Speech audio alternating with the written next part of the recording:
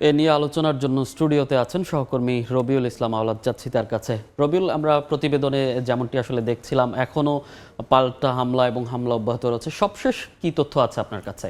আপনি ঠিকই বলেছেন, পাল্টাপাল্টি হামলা অব্যাহত রয়েছে। রাতভর ইরানের মাটিতে হামলা চালিয়েছে যুক্তরাষ্ট্র এবং ইসরায়েল, এবং তারা বলেছে, আমরা যেমনটি প্রতিবেদনীতে দেখলাম, যে 1 মিনিটও ক্ষান্ত থাকবে না, এবং তারা লক্ষ্যবস্তু করেছে প্রতিটি স্থাপনা। আমার কাছে কিছু তথ্য আছে, আমরা সেই তথ্য নিয়ে আলোচনা করব। অবশ্যই। আমরা জানি এখন পর্যন্ত যে সৌদি আরব, দুবাই, কাতারে জ্বালানি স্থাপনা এবং মার্কিন স্থাপনায় হামলা চালিয়েছে ইরান। এর মধ্যে সৌদি আরবে যে মার্কিন গোয়েন্দা সংস্থা সিআইএ, সেই সিআইএ স্টেশনে হামলা চালানো হয়েছে বলে গণমাধ্যম সূত্রে আমরা জানতে পেরেছি। আরও একটি বিষয়, দুবাই কিন্তু মার্কিন কনসুলেট অর্থাৎ দূতাবাসে ড্রোন হামলা চালানো হয়েছে, এবং হামলার পরপরই সামাজিক যোগাযোগ মাধ্যমে আমরা দেখেছি যে আগুনের ধোঁয়া উঠতে।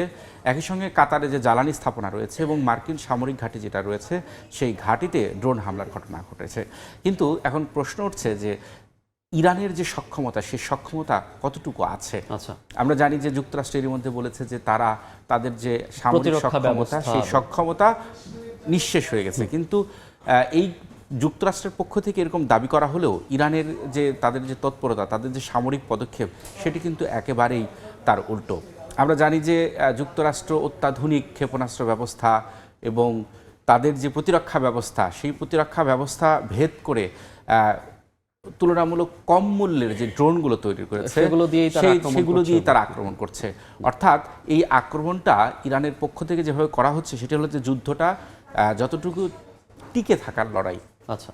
এই অল্প দামের ড্রোনের মাধ্যমে যুক্তরাষ্ট্রের ব্যয়বহুল যে ক্ষেপণাস্ত্র, সেগুলোকে প্রতিহত করতে যে ব্যয়বহুল ক্ষেপণাস্ত্র তারা ব্যবহার করতে হচ্ছে, আসলে এর প্রভাব আসলে কতটুকু? এর প্রভাব এখন পর্যন্ত যে হচ্ছে যে পাল্টা কিন্তু হামলা চালাচ্ছে ইসরায়েল। আমরা জানি যে তেহরানে হামলা চালিয়েছে, তেহরানের পাশাপাশি রাতভর লেবাননে হামলা হয়েছে।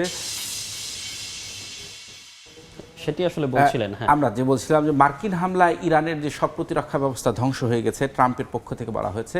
আরেকটি বিষয় হলো যে স্পেন কিন্তু বলেছে যে তাদের সামরিক ঘাঁটি ব্যবহার করতে দেওয়া হবে না, এবং এরপরে কিন্তু ট্রাম্প স্পেনের সাথে সব ধরনের বাণিজ্যিক সম্পর্ক ছিন্নের ঘোষণা দিয়েছে। আরেকটি বিষয় আপনাকে বলে রাখি যে মধ্যপ্রাচ্য থেকে কিন্তু এরই মধ্যে 9,000 মার্কিন নাগরিককে সরিয়ে নিয়েছে যুক্তরাষ্ট্র। এটা মার্কিন পররাষ্ট্রমন্ত্রী মার্কো রুবিও বলেছেন। কিন্তু সবচেয়ে বড় ব্যাপার হলো যে এই যে যুদ্ধ, ইরানে যে হামলা চলছে অনবরত ইসরায়েল এবং যুক্তরাষ্ট্রের পক্ষ থেকে, তাদের পক্ষে সমর্থন জানাতে এরই মধ্যে কিন্তু ব্রিটেন এবং ফ্রান্স মার্কিন রণতরী পাঠানোর সিদ্ধান্ত নিয়েছে।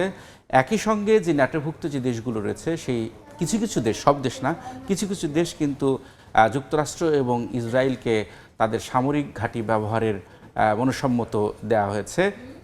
আমরা একটু এ সংক্রান্ত একটি প্রতিবেদন দেখে আসবো। দেখলাম আমরা এই প্রতিবেদন দেখছি রবিউল, এবং এর আগেও আমরা যে গণমাধ্যমের বরাতে খবর পাচ্ছিলাম যে যেহেতু খামেনির মৃত্যুর খবর আসলে প্রকাশিত হয়েছে, সেক্ষেত্রে নতুন সর্বোচ্চ ধর্মীয় নেতা যে উত্তরসূরি নির্বাচনের কোনো খবর। আপনি ঠিকই বলেছেন মনির। ইরানের যে সর্বোচ্চ ধর্মীয় নেতা আয়াতুল্লাহ আলী খামেনির কিন্তু নিহত হওয়ার পর কিন্তু সবচেয়ে আলোচনা ছিল এই বিষয়টি যে পরবর্তীতে কে দায়িত্ব নিচ্ছে, তার এই দায়িত্ব, এবং এই দায়িত্বের উপরেই কিন্তু নির্ভর করছে ইরানের শাসন ব্যবস্থা।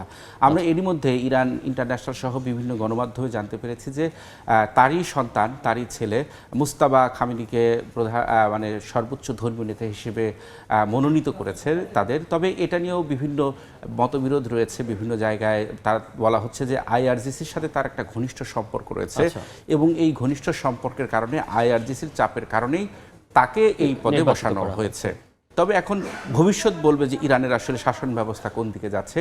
এর মধ্যে বিভিন্ন গণমাধ্যমে রিপোর্ট এসেছে যে যুক্তরাষ্ট্র যে আকাশপথে হামলা চালাচ্ছে, এই আকাশপথে হামলার পাশাপাশি স্থল হামলা না চালালেও সেখানকার যে সশস্ত্র গোষ্ঠীগুলো রয়েছে বা বিভিন্ন বিদ্রোহী গোষ্ঠীকে উস্কানি দেওয়ার চেষ্টা করছে, এবং তাদেরকে অস্ত্র সরবরাহের কথা বলা হচ্ছে। এই যে সংঘাত চলছে, এই সংঘাতে তো অবশ্যই যে ব্যবসা বাণিজ্যে, যে আন্তর্জাতিক যে ব্যবসা, সেই বাণিজ্যেও তো অবশ্যই প্রভাব পড়তে পারে। হ্যাঁ, আন্তর্জাতিক বাণিজ্যেও প্রভাব পড়েছে। এই সংক্রান্ত আমাদের কাছে তথ্য আছে, আমরা একটু দেখতে চাই। জি, অবশ্যই।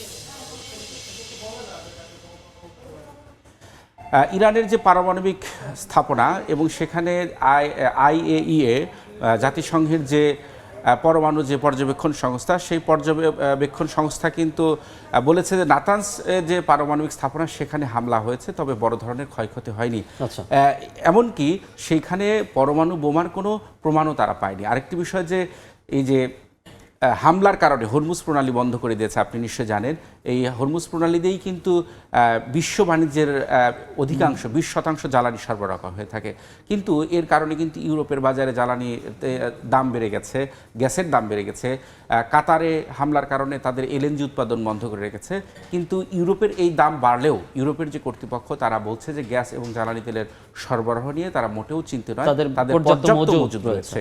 আরেকটি বিষয় যে এই হরমুজ প্রণালীতে বাণিজ্য স্বাভাবিক করতে ট্রাম্প একটি ঘোষণা দিয়েছে। তিনি বলেছেন যে হরমুজ প্রণালীতে যে জাহাজ চলাচলের ক্ষেত্রে তাদের যে নৌবাহিনী, মার্কিন নৌবাহিনী, সেই মার্কিন নৌবাহিনী কিন্তু সব ধরনের নিরাপত্তা দেবে এবং তাদেরকে বহর করে তাদের সম্পূর্ণ নিরাপত্তা দিয়ে এই জাহাজ চলাচল স্বাভাবিক করার চেষ্টা করেছে। তবে সেই ক্ষেত্রে এই ট্রাম্পের যে পদক্ষেপ, সেই পদক্ষেপ কতটুকু ফলপ্রসূ হবে সেটা নিয়েও কিন্তু সন্দেহ রয়েছে। কারণ ট্রাম্প এক এক সময় এক এক কথা বলছে, কিন্তু তার বাস্তবে নানান রকম প্রতিফলন ঘটছে। আমরা জানি যে হরমুজ প্রণালীতে কিন্তু যে ইরানের যে সামরিক বাহিনী আইআরজিসি, তার একটা বড় প্রভাব রয়েছে। অবশ্যই এই প্রভাব কাটিয়ে কতটুকু ট্রাম্প সফল হবে সেটা নিয়ে একটা সন্দেহ রয়েছে। প্রতিরোধ করতে পারে সেদিকে আসলে নজর এখন সবার। তো ধন্যবাদ রবিউল আপনাকে যুক্ত হওয়ার জন্য। মধ্যপ্রাচ্য সংঘাতের সবশেষ খবর জানাতে স্টুডিওতে যুক্ত হয়েছিলেন সহকর্মী রবিউল ইসলাম আওলাদ।